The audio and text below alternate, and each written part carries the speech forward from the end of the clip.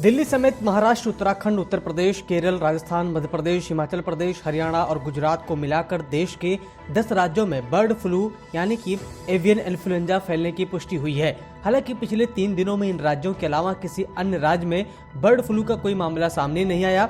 उधर महाराष्ट्र के परभणी में कल 3400 से ज्यादा पक्षी मार दिए गए। परभणी के मुरंबा में पिछले सप्ताह करीब 900 मुर्गियों की मौत हो गई थी। जिला प्रशासन ने इसके बाद जहां मुर्गियों की मौत हुई उसके 1 किलोमीटर तक के दायरे में पक्षियों को मारने का फैसला किया था। वहीं सिक्किम सरकार ने अन्य राज्यों से आने वाले पोल्ट्री उत्पादों के 1 महीने तक प्रवेश पर पाबंदी लगा दी है। इंडोनेशिया में जोरदार भूकंप आया है। यहां भूकंप के चलते कम से कम 34 लोगों के मारे जाने की खबर सामने आई है और सैकड़ों लोग घायल हो गए हैं। रिक्टर स्केल पर भूकंप की तीव्रता 6.2 मापी गई। बताया जा रहा है कि भूकंप का केंद्र जमीन से 10 किलोमीटर नीचे था। कई लोगों के मलबे के नीचे दबे होने की खबर है। बचाव कार्य जारी है। घटना में अस्पताल भी तबाह हुए हैं और मलबों के नीचे स्वास्थ्यकर्मी भी फंस गए हैं।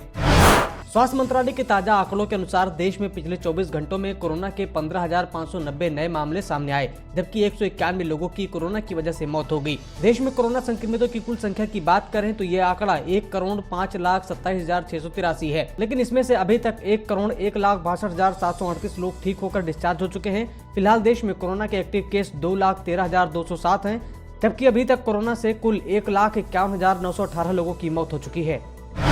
शनिवार यानी कि 16 जनवरी से देश भर में कोरोना वैक्सीनेशन का अभियान शुरू हो रहा है, जिसमें पहले दिन भारत के 3 लाख स्वास्थ्य कर्मियों को टीका लगाया जाना है। प्रधानमंत्री नरेंद्र मोदी इस कार्यक्रम की शुरुआत करेंगे। राजधानी दिल्ली में भी कोरोना वैक्सीनेशन को लेकर तैयारियां जोरों पर हैं। इस बीच बीते दिन प्रशासन की ओर से सभी सेंटर्स की जानकारी साझा की गई।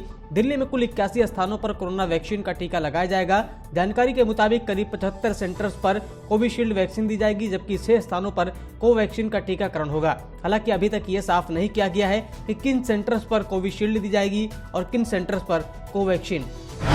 दिल्ली ट्रैफिक पुलिस के वेस्टर्न रेंज के डीसीपी प्रशांत गौतम ने अपनी रेंज के तमाम ट्रैफिक पुलिस कर्मियों को आदेश दिया है कि जिस भी दोपहिया पर रियर व्यू मिरर न लगा हो उसके खिलाफ कार्रवाई करते हुए चालान किया जाए।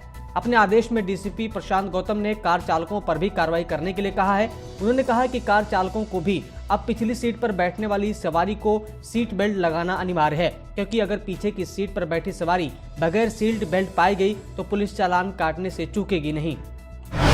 राष्ट्रीय हरित अधिकरण यानी कि एनजीटी ने गंगा में मिलने वाली नदियों में अनुपचारित सीवेज के गिरने को लेकर उत्तर प्रदेश सरकार को जमकर फटकार लगाई है। एनजीटी ने कहा है कि ऐसा कोई भी संकेत नहीं मिलता कि इस प्रदूषण अपराध को राज्य सरकार द्वारा कैसे रोका जाएगा। हालात को बहुत ही असंतोषजनक करार देते हुए जस्टिस आदर्श कुमार गोयल की अध्यक्षता वाली एनजीटी की पीठ ने कहा कि गोरखपुर में रामगढ़ ताल के साथ ही आमी, राप्ती और रोहिणी नदियों के प्रदूषण को खत्म करने के लिए सुधारात्मक कार्रवाई किए जाने की जरूरत है।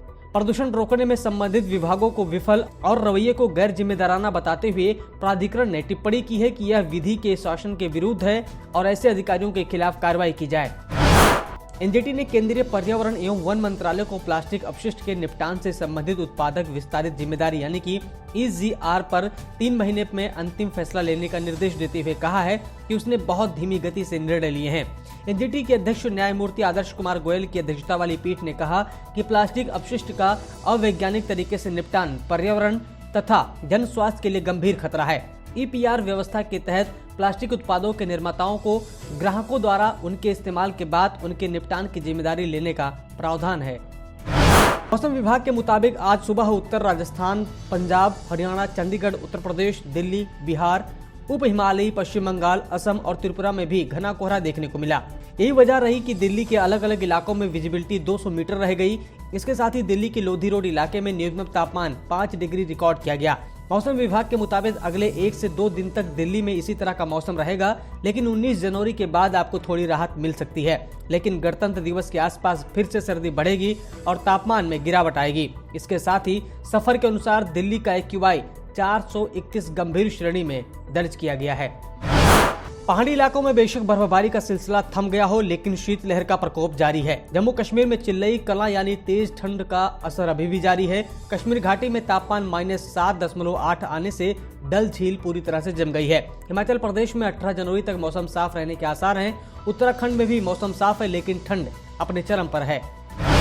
मौसम विभाग के अनुसार अगले 4 दिनों में रांची समेत झारखंड के कुछ हिस्सों में न्यूनतम तापमान में एक बार फिर से बढ़ोतरी होने की संभावना है। पिछले 24 घंटे के दौरान रांची समेत राज्य का मौसम शुष्क रहा है। इसके साथ ही राज्य के दक्षिणी जिले पूर्वी सिंहभूम, सरायकेला खरसावां, पश्चिमी सिंहभूम, सिमडेगा, खूंटी, गुमला में न्यूनतम तापमान में 2 से 3 डिग्री सेल्सियस की कमी दर्ज की जा सकती है।